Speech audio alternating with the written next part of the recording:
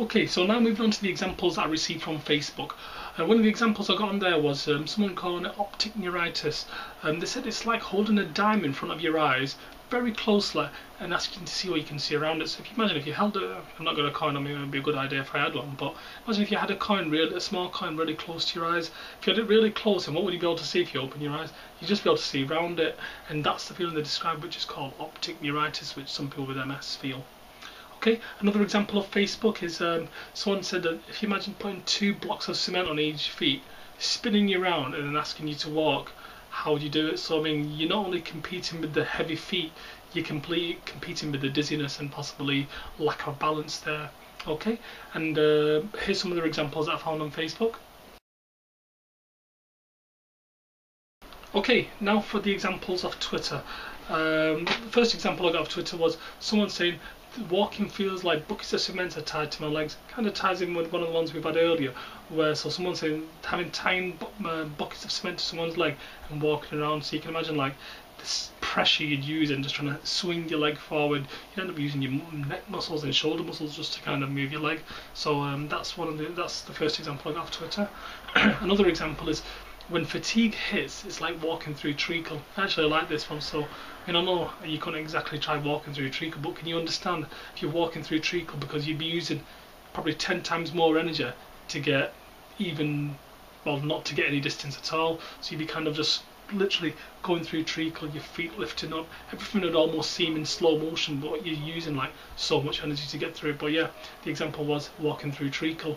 Another example was someone saying that it's a bit like playing a computer game without reading the manual. So if you imagine playing a computer game with loads of features, especially these days with your Xbox and your PS3s and stuff, you're playing some complicated game and you've not read the manual, you're just kind of guessing the controls, because you're not, and so you can understand that your player or your character is not doing what it should do. So the example from Twitter relates to that. Here's some more examples I got off Twitter.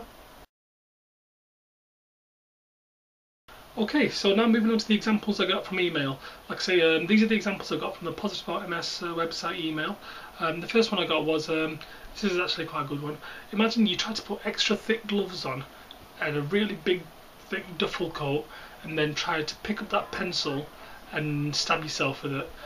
Not something you want to do, but so for example, first of all you struggle just lifting the pencil up because of your thick gloves, and then you stabbing yourself. So I think that's relating to the lack of sensation as well. So even though you're stabbing yourself, you've not got a sensation that it's actually happening. But I mean, like I say, you still would hurt yourself.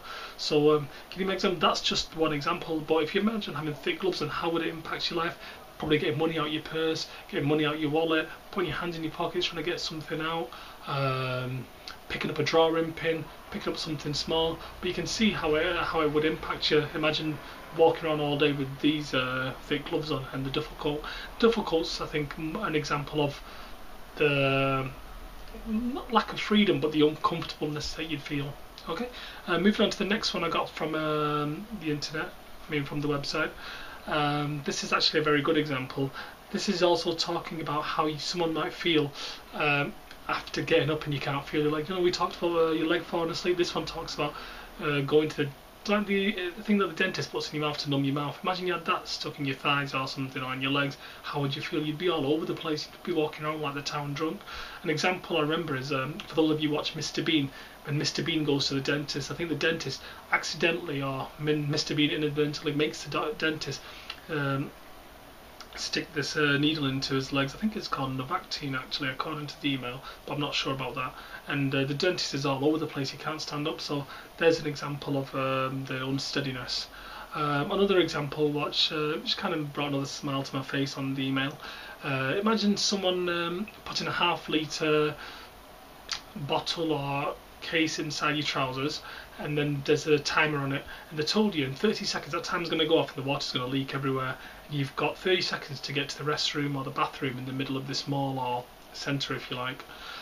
So bang, you go looking for the bathroom, and all of a sudden you realise that 30 seconds is now 20 seconds. Imagine how that would feel. So yeah, so I mean, like I said, I could leave the rest to your imagination, but I think the point of this is when an MSer says they need to go to the loo, they really need to go to the loo. It's not a case of just holding it, they just need to go. Okay. This one on the email was titled "Bizarre and Inexplicable Sensations."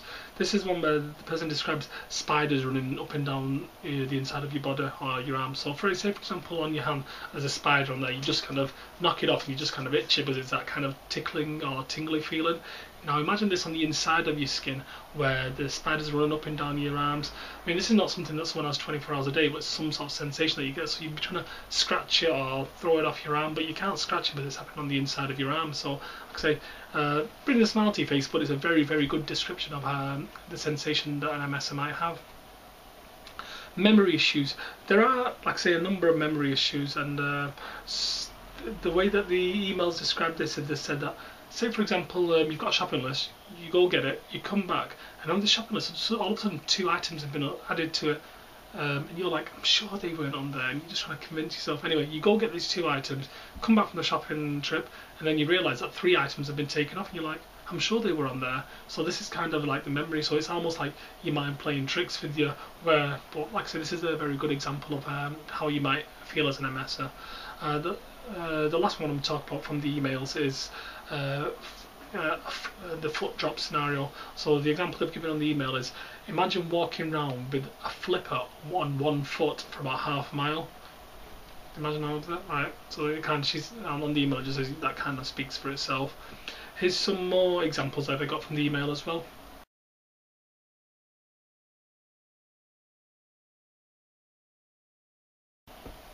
Okay, so there are other symptoms and reactions to having the condition, or side effects from medications, but they're either all not relevant or would be too difficult to describe. So don't see the information I'm giving you as an exhaustive list, or basically assume that everyone who has MS suffers from every single one of them.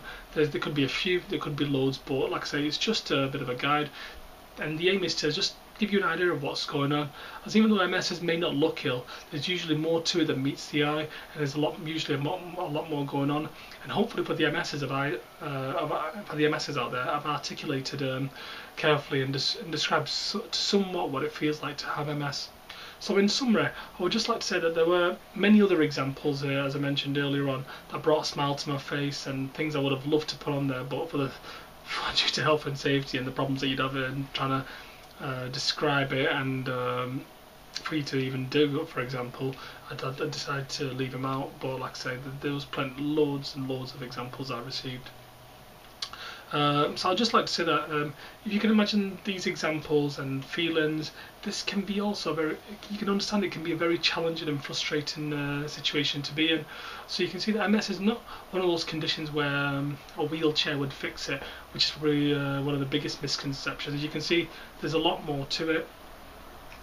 And finally, if you would like any more information or help or advice, please don't hesitate to come to the website www.positiveaboutms.com. So that's www.positiveaboutms.com, and there's a lot more information on there. And like I say, if you want help, advice, or just want to kind of email or contact me, please don't hesitate to do so.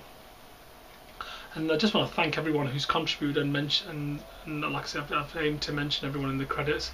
As always, my aim is not to offend, it's not to pigeonhole MSers, it's just to basically raise some awareness and help people. So please accept my apologies for any shortcomings or mistakes that I may have made. Okay, it's like I say, overall, you can't explain to someone what it feels like to have MS. A very last example is, do you know when you've not had the flu and someone says they're off with the flu, and you think, oh god, what are they off for? Just have some Vicks or TCP and just get a tissue and come into work or do something. But until you've had that flu, you don't realise, because you can't get out of bed, your eyes barely open, the TV's on and it's kind of annoying you, and it's just one of those, an awful condition to have the flu. So it's one of those, until you've had that kind of flu, you can't explain what the flu is like. So I'm not saying MS is like the flu, but it's, like I say, probably a very poor example, but it's just something to give you an idea. And remember, as I earlier said, the idea is positivity. The aim is to help non-MSers positively deal with the condition.